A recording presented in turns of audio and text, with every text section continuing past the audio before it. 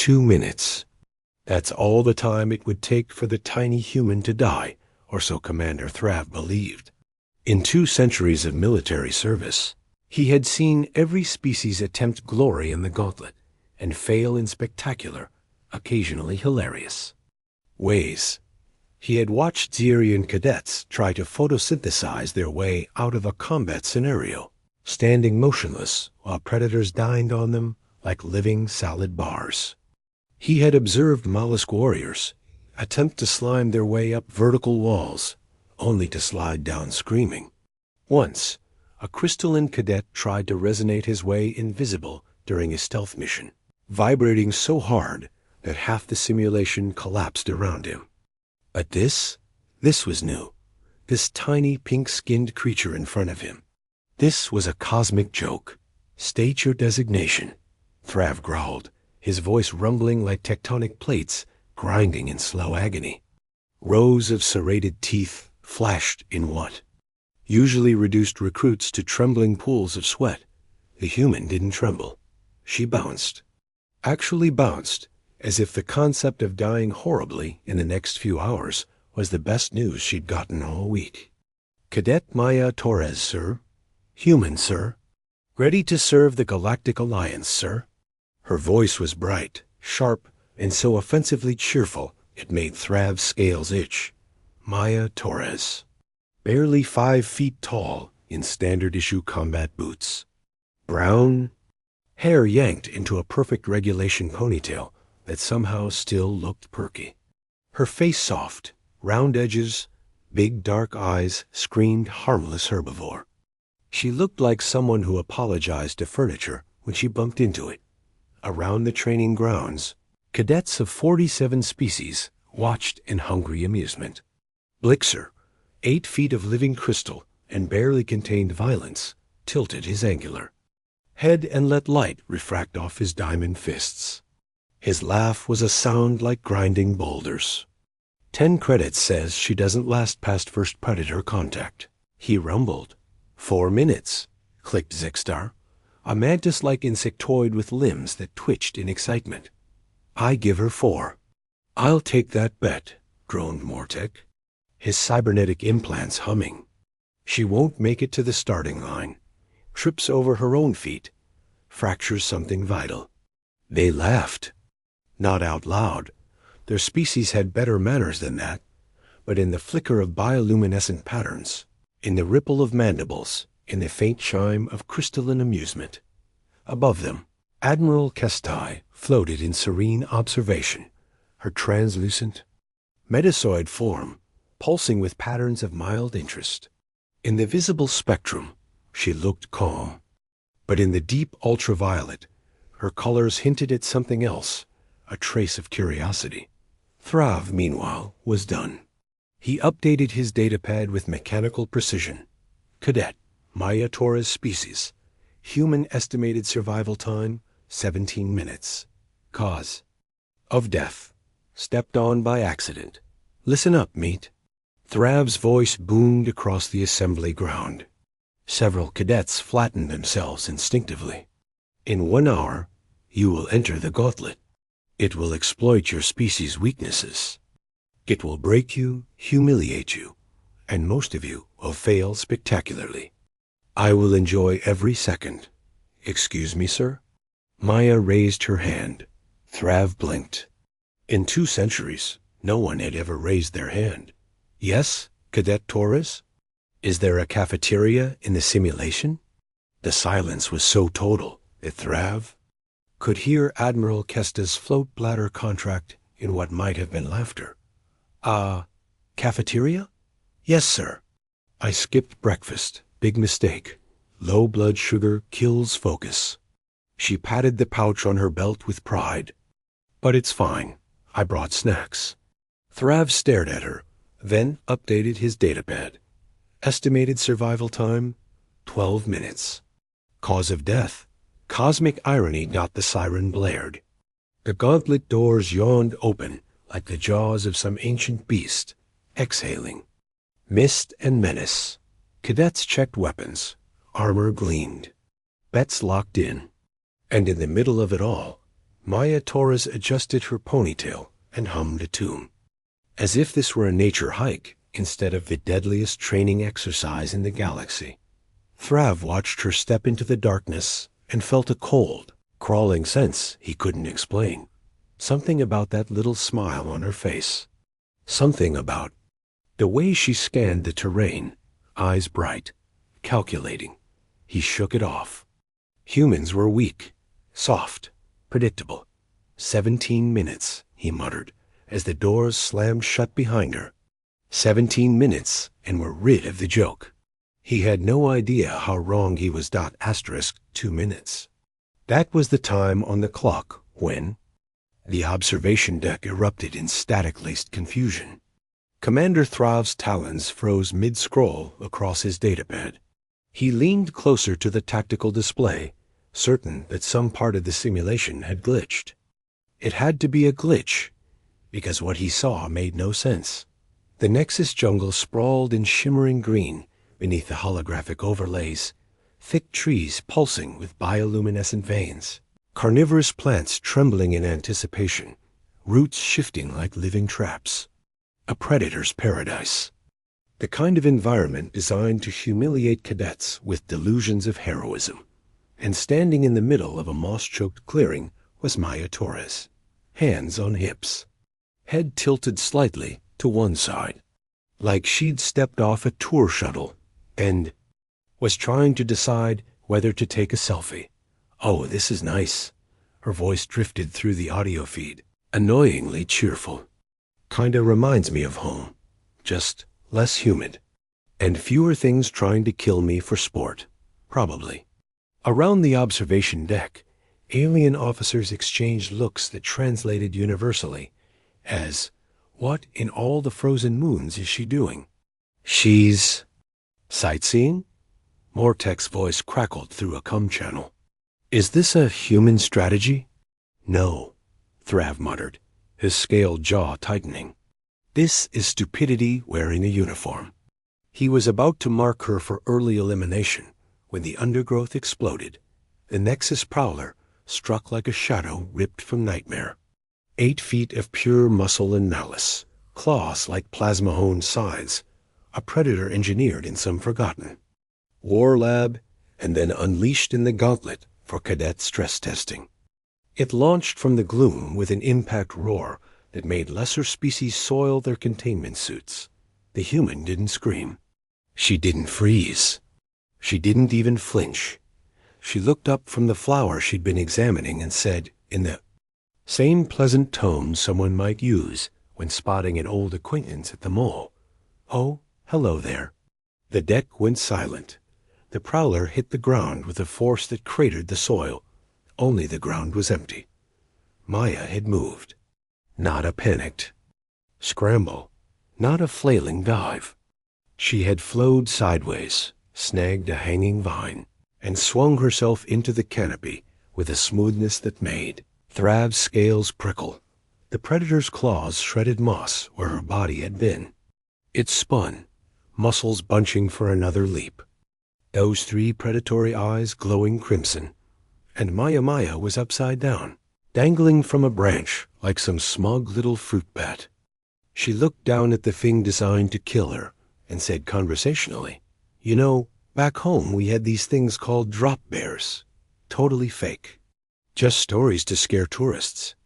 But people believed it." She twisted, hooked her knees over the branch, and began rocking her weight gently back and forth, testing, measuring. Thrav narrowed his eyes. She wasn't panicking. She was calculating. "Thing about drop bears," she continued, her voice calm as a summer breeze, "is that the joke was they drop on you from above." She let go, but not straight down. Momentum and gravity became her weapons. She caught another branch mid-fall, swung like a pendulum, grabbed a third that bent low under her weight, and then released at the apex. The improvised catapult hurled her across the clearing. For a second she was airborne, a human-shaped missile. Wrapped in jungle camouflage, she hit the prowler from behind with enough kinetic force to knock it off balance.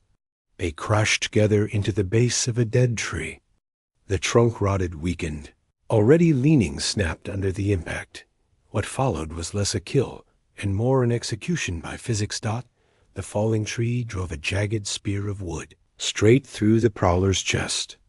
Its death scream rattled. Branches for half a click. And Maya? She rolled clear, came up in a low crouch, and brushed dirt off her knees, like someone tidying up after gardening. That was fun, she announced to no one in particular. What's next? The observation deck was silent enough to hear a star collapse. Thrab's claws slipped. His datapad hit the floor with a hollow clack. Did she just... Mortek's voice cracked over comms. She killed a Nexus. Prowler, Zixtar whispered, his mandibles quivering. With a tree. Beginner's luck, Lixer snapped, his tone brittle as fractured quartz. Fluke. She tripped. The tree fell. Pure accident. Replay that, Admiral Kestai said. Softly. Her voice held none of Blixer's false confidence. The display ran in slow motion. Maya's eyes scanning branch angles. The rhythmic sway, the timed release. The perfect trajectory. That, Kestai murmured, her bioluminescent patterns bleeding into shades reserved for existential dread, was not an accident. Thrab said nothing, because deep down, in the cold reptilian coils of his gut, he already knew what the rest of them were just beginning to suspect. The little human wasn't prey. She wasn't weak. And for the first time in 2 centuries, Commander. Thrab wondered if the galaxy had been making a very dangerous mistake. Far below, Maya Torres was humming as she wandered deeper into the nightmare jungle. Humming, as if nothing had happened. Asterisk. They expected her to run. They expected panic. They expected the tiny human to cling to her plasma rifle like a lifeline, spraying wild shots until something ate her or she tripped into her own death. But Maya Torres didn't run. She strolled. The jungle around her pulsed with predatory hunger. Vines coiling like serpents. Trees groaning under the weight of alien life. In the canopy, chittering things with too many eyes followed her progress, waiting for weakness. Below, the soil itself had horrors that could liquefy bone in seconds. Maya paused at a moss-covered log, crouched, and traced her fingers along its spongy surface. A grin tugged at her lips. Perfect, she murmured, as though complimenting a particularly nice piece of furniture. She wedged her boot under the deadfall, leveraged it with a grunt, and sent it rolling down a slope. Seconds later, a cluster of razor moss erupted in furious threshing right before the log flattened it into a smear of bioluminescent pulp dot from the observation deck. A stunned voice broke the silence. Did she just crush a Class 5 predator? Colony with a tree? Dead wood, Thrab said hollowly. She's using dead wood. Why didn't she use her rifle? Zixtar hissed. Why use a rifle? Admiral Kestai replied softly, her bioluminescent glow shifting toward shades of alarm. When gravity is free? Down below, Maya perched on a rock and unzipped a pouch on her belt. The command feed zoomed, and as she pulled out a foil packet, tore it open, and casually popped something into her mouth. Energy bar, Mortek muttered. She's snacking during combat. High-stress environment, Maya said aloud, apparently to herself as she chewed. Blood sugar management is critical. The jungle screamed. A sound like tearing metal and tortured air ripped through the foliage. Branches snapped as something long and sinuous slid into view, a shriek worm. Its segmented body gleamed with mucus, plates grinding against each other like tectonic doom. Its mouth yawned open, revealing spirals of teeth spinning inward like a black hole of pain. The cadets in the observation deck leaned forward as the creature unleashed its weapon. Sound. A sonic shriek detonated through the clearing with such violence the visual feed glitched. Pixels bleeding red. Maya didn't run. She crouched, scooped up 2 handfuls of moss, and shoved them into her ears. "What is she doing?" Zixstar whispered, improvising ear protection. Kestai answered grimly. The worm struck, its massive body undulating in a blur of armored muscle. Maya sidestepped calm, precise, and grabbed a boulder twice the size of her head. She braced, pivoted, and slammed it down on the worm's skull with a sickening crunch. The creature convulsed, spasmed, and went still. The feed zoomed in on her face. A faint smile, unshaken. She yanked the moss from her ears and flicked it aside. Huh. Quieter now. Thrav felt the first tremor of real fear, and then came the wasps. A shimmering cloud of needle wasps descended from the canopy like living daggers, wings vibrating with a pitch designed to shred nerves. 30, 40, 100 blades with wings, and venom potent enough to melt alloy. Maya glanced up, lips pursed thoughtfully. Then she reached for her emergency flare. One spark, one plume of thick smoke, and the swarm faltered in confusion. She didn't waste the distraction knife flashing in her hand. She slashed vines from a nearby creeper and began swinging them, like a conductor leading an orchestra of chaos. She didn't kill the wasps individually. She snared them. Loop after loop until the air thrashed with tangled wings. When the smoke cleared, the swarm was a writhing ball of silk and stingers hanging from a branch like some grotesque fruit. 3 threats neutralized. Mortek reported in a voice that sounded like it had lost faith in math. No ammo used, no armor damage. She's conserving resources.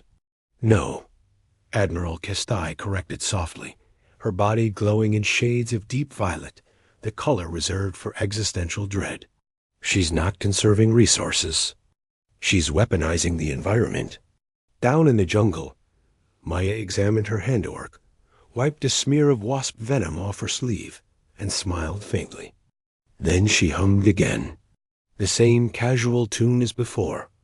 Thrav stared at the feed, cold scales prickling as a thought crawled into his mind. Uninvited and unwanted. This isn't luck. This isn't random. This is strategy.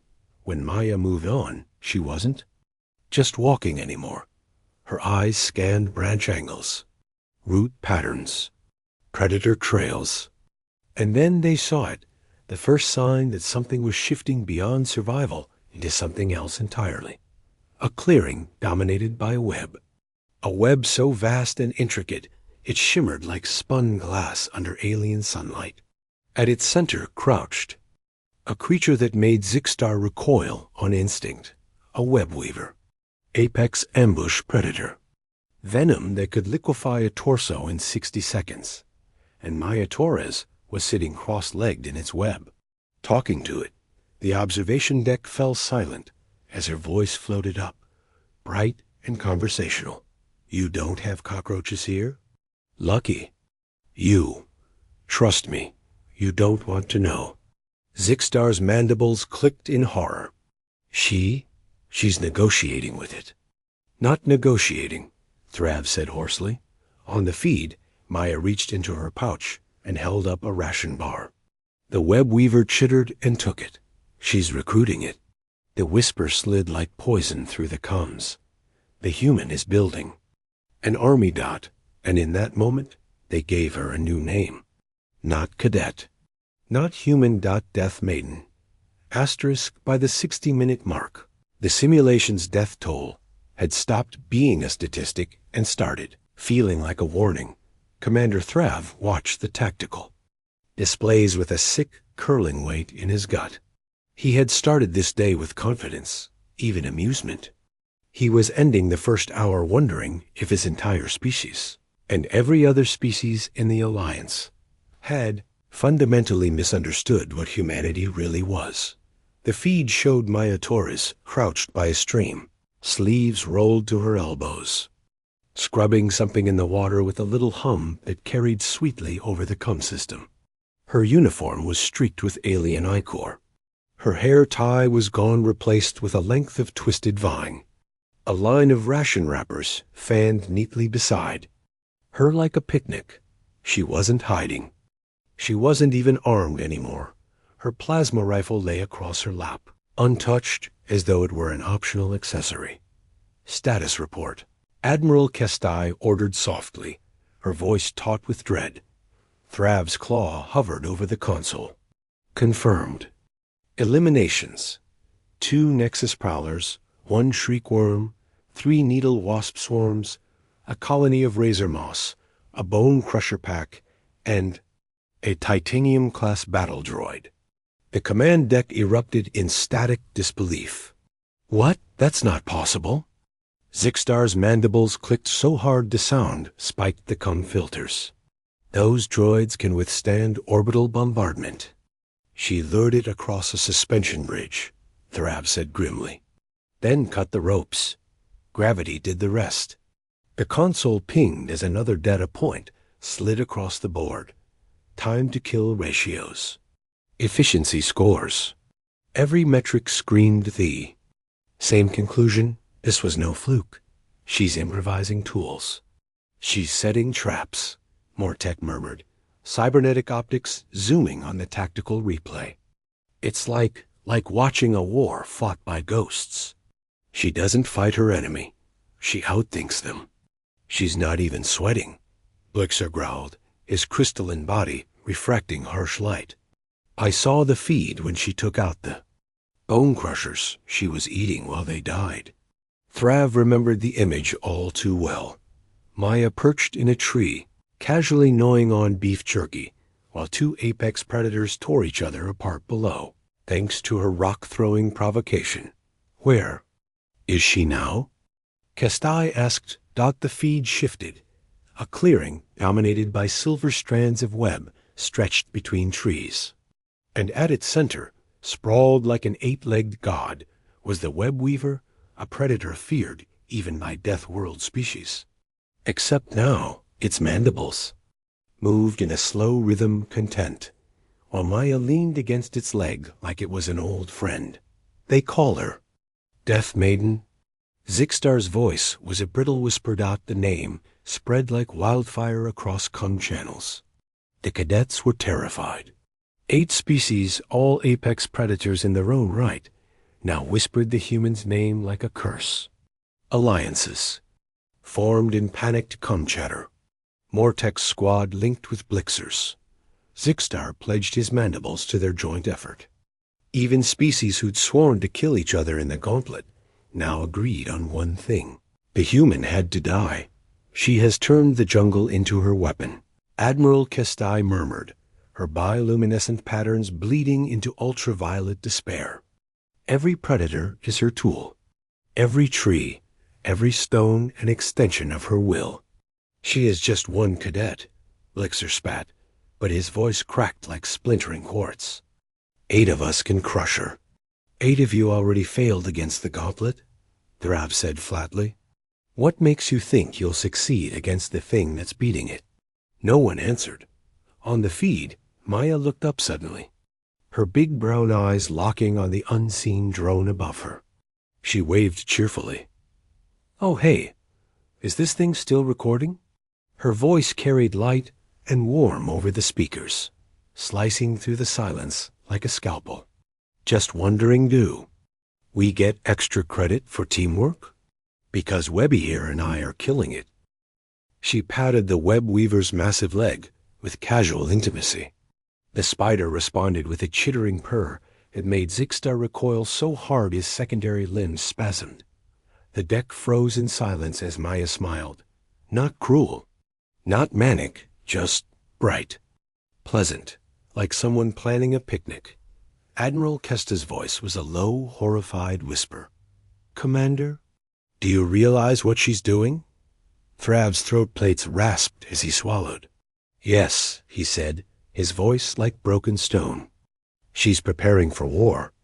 The next transmission from the jungle was not words, but laughter, light, carefree, like music drifting from a predator's lair. And as that sound crawled across, every cum system in Nexus Prime One thought burned itself into the mind of the galaxy's finest. They weren't hunting Maya Torres anymore. They were trying to survive her .*8 predators. One target, the tactical display lit up in red as the 8 top cadets converged on. Sector 7. Commander Thrav leaned over the console, claws digging furrows into alloy as if sheer force could anchor his sanity. Beside him, Admiral Kestai floated. In silence, her bioluminescent patterns frozen in a spectrum that screamed existential crisis. This ends now. Blixer's voice thundered through the combs. The crystalline titan took point, shards of refracted sunlight glinting off his body like jagged blades. Behind him came Mortek, his cybernetic systems humming with combat algorithms. Zixstar slithered into the shadows, compound eyes glinting, mandibles twitching for blood. 5 more elites, each the apex of their species, moved in perfect formation. 8 warriors. 8 predators bred for war. They'd crushed campaigns across 5 systems.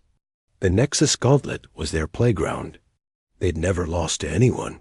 Until today. Contact in 200 meters, Mortek reported. Voice clipped and metallic. Target stationary. Minimal movement. Feeding patterns suggest vulnerability. Feeding patterns? Zixstar hissed. Affirmative. She's eating. Thrav felt his chest tighten. Eating? The holofeed zoomed in, and there she was.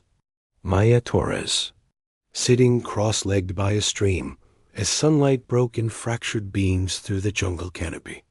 Her plasma rifle lay discarded to the side like a forgotten toy.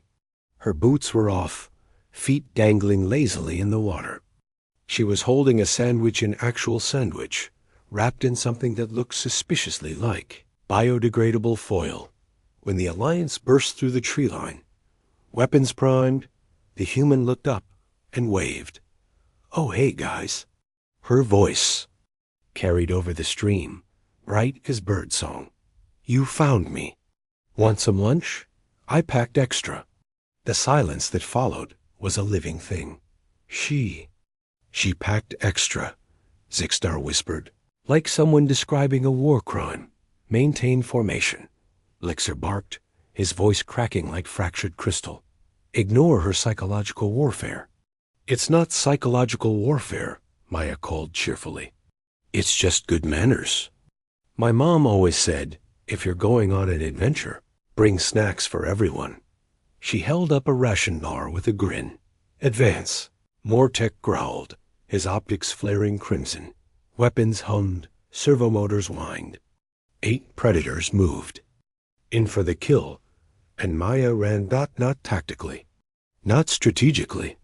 She ran like prey crashing through foliage, branches whipping against her uniform.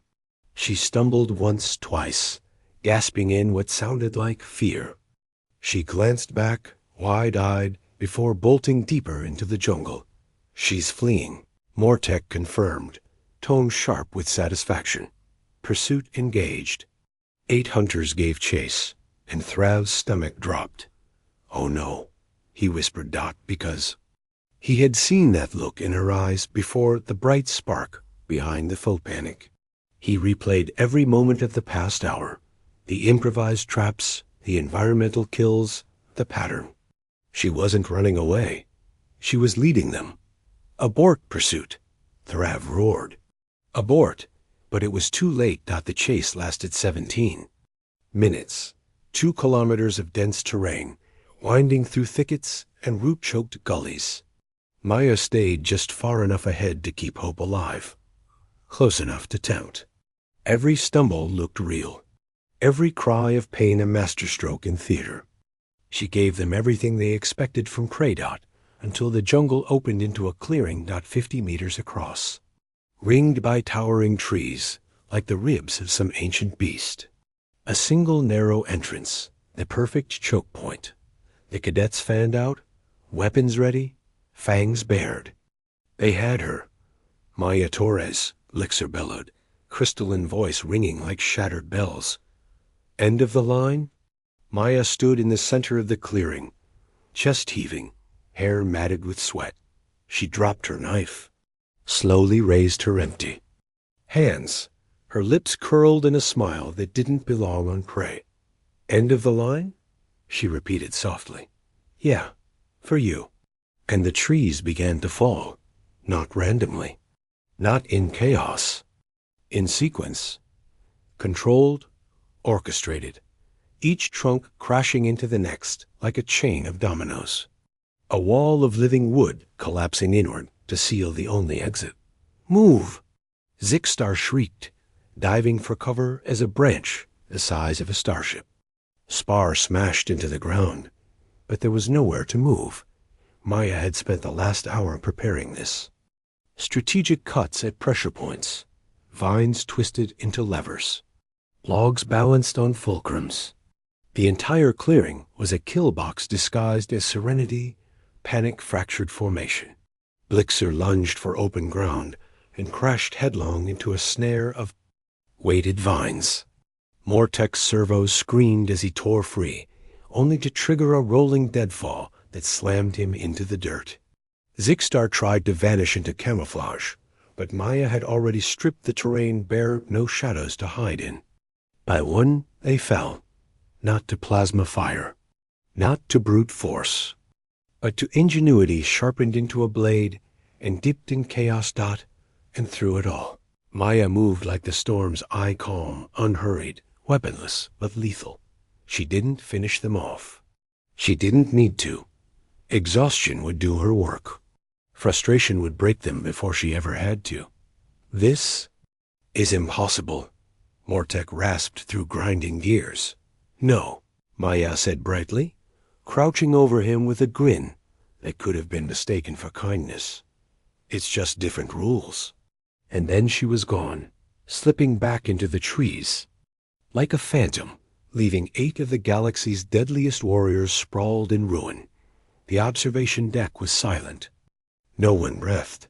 Admiral Kestai broke it with a whisper that chilled Thrab's blood. "She's not exceptional," the Metazoid murmured, her patterns bleeding into ultraviolet dread. "She's normal, if that's true." Thrab swallowed. Hard. Then the galaxy is in trouble. Because somewhere in the depths of the Nexus jungle, Maya Torres was humming again. Cheerful, carefree, and completely unstoppable. Asterisk, the jungle dissolved in a rush of collapsing light, pixelated trees, evaporating into sterile white. The soundscape of predators and wind faded to the low hum of machinery. In seconds, the deadliest simulation in the Galactic Alliance flickered out of existence, leaving behind a wide training chamber lined with shimmering HOLO- projectors. And in the center of it all stood Maya Torres. Her uniform was torn, streaked with dirt and alien ichor. Her boots were caked in moss and resin. Her hair had escaped its improvised vine tie and clung damply to her forehead. She looked like someone who had crawled through hell, and she was smiling. "Is it over?" she asked, brushing a leaf from her shoulder like it was a minor inconvenience. "Wow, that was fun. Do we get a snack break now? Because I'm starving." The silence that answered her was deafening around the chamber. 8 of the Academy's most elite cadets lay scattered, in various states of humiliation. Blixer, once a monument of crystalline pride, sat hunched with fractures webbed across his angular body, staring blankly at the floor. Zixstar's camo plating flickered uncontrollably, betraying his frantic pulse.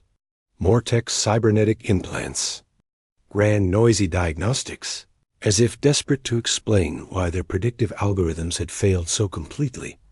They weren't just beaten. They were broken. Above them, on the observation deck, Commander Thrav stood motionless, claws curled tight, against the console. 2 centuries of doctrine, shredded in 3 hours by 5 feet of pink-skinned contradiction. Beside him, Admiral Kestai drifted closer to the viewport, her bioluminescent patterns dimmed to the pale, cold hues of catastrophic realization. The overhead speakers crackled.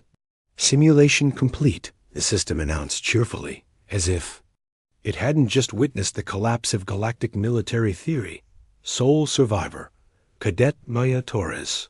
Time, 3 hours, 47 minutes. Efficiency rating, maximum. Thrav's throat plates clicked audibly. Maximum? He rasped. Yes, the AI replied. New record achieved. A sound escaped Zixtar's mandibles, half hiss, half sob. Admiral Kestai floated lower her, translucent tendrils coiling like smoke. Cadet Torres, she said softly, her voice pitched with a careful calm that concealed rising panic. I need to ask you something very important. Maya tilted her head, bright-eyed and curious, like a student being called on in class. Sure thing, fire away. In terms of human capability. Kestai hesitated. Where would you rank yourself? Among your people? Maya blinked. Ben smiled in that guileless, devastating way that had just toppled centuries of arrogance. Oh, that's easy. I'm pretty average. Maybe a little below average, actually. The silence was a physical force. Average? Kestai repeated faintly. Yeah, Maya nodded, oblivious to the existential quake detonating across the deck. Honestly, I barely got in. My scores were like, just enough to scrape through. They said they needed diversity representation.